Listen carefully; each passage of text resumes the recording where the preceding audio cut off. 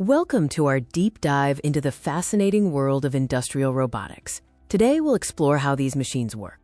Industrial robots are programmable, multifunctional manipulators designed to move materials, parts, or tools through variable programmed motions.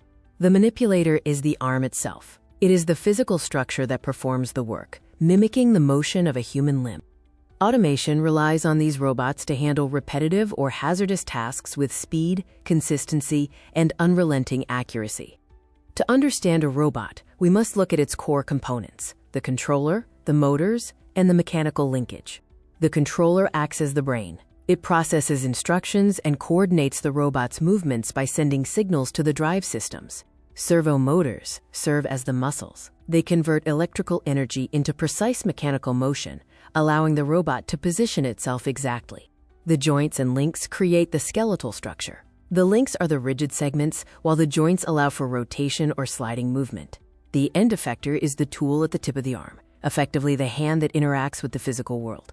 Movement is achieved through coordinated rotations at each joint, calculating complex paths to reach a specific point in 3D space.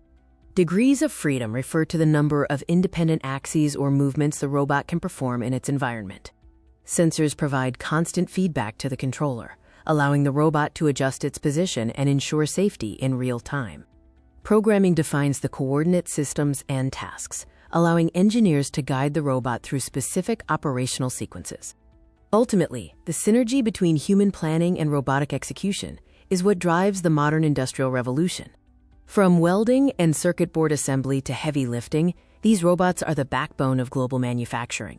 The hallmark of industrial robotics is repeatability, the ability to perform the same task millions of times with perfect consistency.